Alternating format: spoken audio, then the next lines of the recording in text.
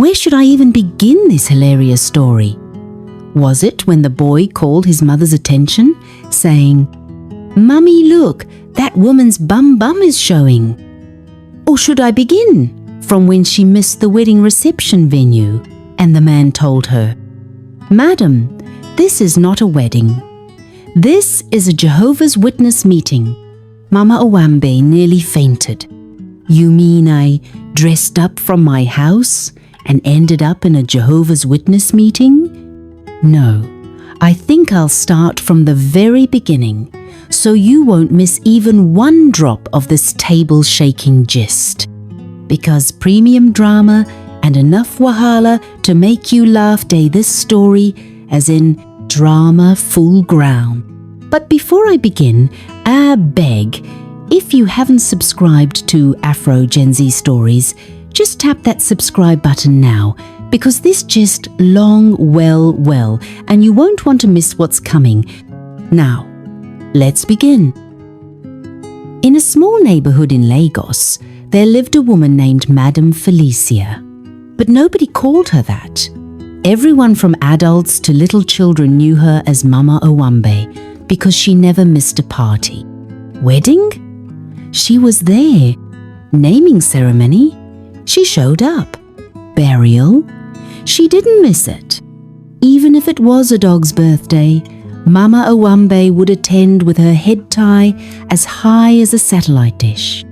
Her favorite thing in the world was party jollof. Rice, the smoky kind cooked over firewood that sticks to the bottom of the pot and tastes like heaven.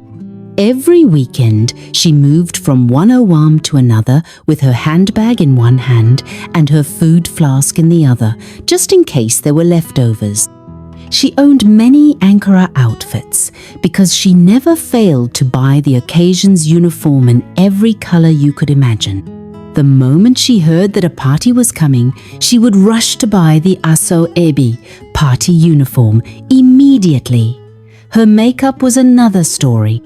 Sometimes her face would look bright orange and her neck would be dark, but she didn't care. As long as she looked good in pictures, she would walk around like royalty. Every Saturday, her house was empty only her cat, named Wahala, stayed behind to watch TV. She would be at one party hall in Ikeja or Surulere, dancing with energy and collecting small chops like it was her last day on earth. The DJs knew her. MCs greeted her with the microphone because they had become familiar with her, always seeing her at every occasion. One day, trouble came knocking. Mama Owambe was fully prepared for a big wedding in Lekki. The bride was a chief's daughter, so this was going to be a serious event. She wore lace that sparkled like Christmas lights. Her head tie, gel, was so high it looked like a skyscraper. Her shoes were red bottoms, borrowed from her niece, and her bag had a big Gucci logo, though it was clearly made in Aba, but nobody checked. As she entered the party, people shouted, "Mama Owambe has arrived." She smiled proudly, like someone who just won a lottery. The food arrived. There was jollof rice, puff, spring rolls, everything. She ate like she hadn't seen food all week. Then it was time to dance. She jumped onto the dance floor and started dancing legwork and zanku like a teenage TikToker. The crowd was cheering her on. Then, the DJ played one corner. "Yeah, that's my song," she said while standing up to dance. That was when things went very wrong. Mama Owambe bent down. She twisted her waist. She bent down even more. And then, Rai, Pup! Her wrapper tore from the back straight to the front. The sound was loud like thunder. Everywhere went silent. The DJ stopped the music. Then one small child shouted, "Mummy, look, that woman's bum is showing." Mama Owambe stood still. She looked behind her. She looked in front. Her underwear was made of fishnet, and cold breeze was blowing through it. She tried to cover herself with her tiny handbag, but the bag was so small it looked like a meat pie. In full panic, she ran off the dance floor and rushed into the toilet, where she cried like someone who just lost money in a fake investment scheme.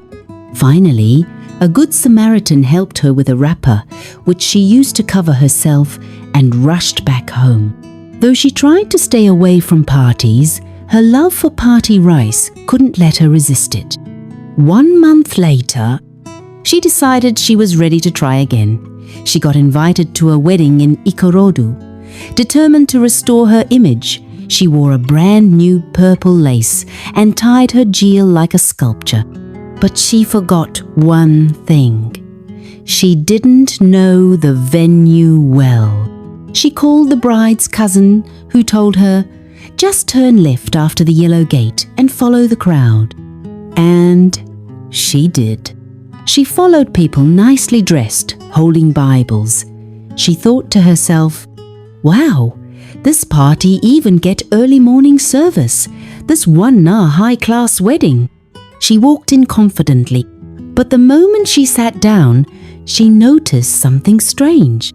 No DJ, no jollof rice smell, no puff-puff, just serious faces and silence. Then someone handed her a Watchtower magazine. She blinked. She whispered to the man next to her, "Please, where is the reception?" He replied gently, "Madam, this is not a wedding. This is a Jehovah's Witness meeting." Mama Owambe nearly fainted. "You mean I dressed up from my house and ended up in a Jehovah's Witness meeting?"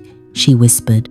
Before she could finish, a woman handed her a pamphlet titled, "What Does the Bible Really Teach?" "This is a Jehovah's Witness meeting," the man explained politely. "You came right on time. Today's topic is why true Christians do not celebrate birthdays." Mama Owambe's heart dropped. "No wedding? No rice?" she whispered, looking around again. "They don't even celebrate birthdays. What have I done to myself this time?" Just then, the speaker took the microphone and said, "Let's begin by reading Ecclesiastes 7. 1. A good name is better than fine perfume, and the day of death better than the day of birth." Her stomach growled. She tried to sneak out quietly, but an usher gently whispered, "Let's stay till the end, sister. There's just one more talk. Avoiding worldly temptations." Mama Owambe sighed deeply. So jollof rice is now a temptation too? She sat frozen for the rest of the meeting, unable to stand or sneak out. She even joined them in reading a few verses, just to look normal. By the time she left, one sister followed her out and said, "You should come back next week. God is calling you." Mama Owambe nodded in shame, removed her gel, and went straight home. No more Owambe that day. A few weeks later, she decided to bounce back. She was invited to a classy wedding in Aja and told herself, this time, no dancing, no following wrong direction. Just go to the venue, eat, package takeaway, and go home quietly. She arrived early, looking like Royal Tijoli High, makeup heavy, lace expensive looking, but second-hand. She scanned the hall, chose a front table, and sat beside a classy-looking woman. They greeted each other politely. The woman smiled, and Mama Owambe whispered, "Madam, let me give you one secret. If you want extra food when they bring your plate, just eat small, then hide it under the table. When the servers come back, just smile and tell them, 'I haven't eaten all.' They'll bring another plate. That second one, you now use it as takeaway. Just put it inside your bag. Simple." The woman stared at her like a statue. Mama Owambe continued. That's how I got 3 takeaway packs at the last party. If you play your cards well, you fit carry jollof rice reach Tuesday. The woman didn't say a word.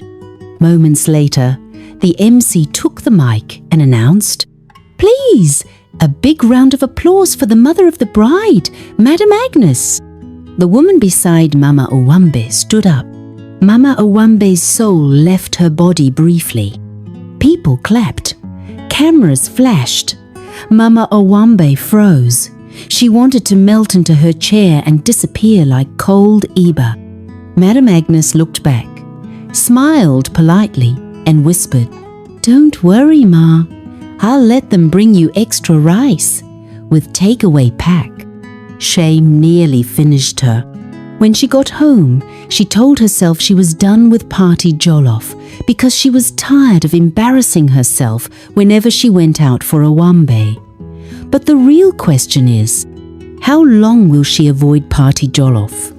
Or will she finally let it go?